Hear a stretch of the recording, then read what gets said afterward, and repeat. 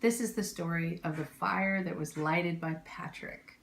When Patrick was a young man, he was taken as a slave to the pagan and druid island of Ireland.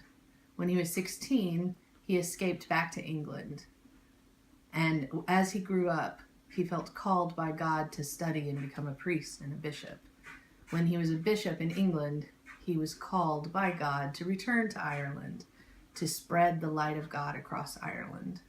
This is the story of a fire that he lit. Every year on the same night, the king of the Druids and the Celts would light a fire at Tara. On that night, no one else in the kingdom was allowed to burn a fire. All of the hearth fires had to be put out, and only the king's fire could be lit. Once the king's fire was lit, everyone could come and get some of the king's fire to take back to their home hearths. They would carry a branch from the king's fire. If anyone dared to light a fire before the king had his fire lit, then no one would ever trade silver or gold with them, and they would be killed for disobeying the king. On this particular year, when it came time to light the fire at Tara, it was also a special night for Patrick. It was the night before Easter. Patrick, who had come to Ireland to spread the light of God, went up to a special hill called Magbreg, and he lit an Easter bonfire on the top of the hill before the king of Tara could light his fire. Everyone in the kingdom, everybody on the plains and on all the villages could see the fire burning on the far hillside and knew that something was not right. The king of Tara was infuriated. The Druid priests told him, "You have to go to the hill and extinguish the fire and kill the man who lit it, because if you don't put out the fire before sunrise, it will never be put out." So the king rode to the hill of Magbreg with his men. The Druid priest told him that he himself could not go to see Patrick because it would look like worship if he did. So he sent his men ahead of him.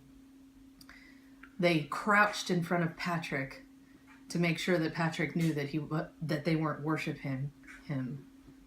But then one of them stood up, awed by Patrick, and Patrick blessed him. The Druid priest magician that was with them, named Lochru, was infuriated and began to curse and scream at Patrick, to denounce all of his faith and all of his message. And Patrick cried out, "Destroy this blasphemer of thy holy name. Do not let him hinder those who might return to thee." But in Latin. He prayed, and the magician was lifted up and fell and cracked his head on a stone. The king was infuriated and rode in to confront Patrick. Patrick cried out, again in Latin, "Let God arise and let his enemies be scattered. Let them who hate his face be put to confusion." And just as he said this, darkness covered the sky, and a great shaking and trembling of the earth occurred, so that all of these pagans fled in confusion. The king beckoned to Patrick, intending to ambush him, and Patrick and his men knew that they needed to pass to get to Tara in order to spread the word at Tara. Knowing that the king lay in ambush waiting to kill them, they prayed, and they were disguised. Patrick and his 8 followers were disguised as 8 wild deer and were able to pass unharmed right in front of the king's face.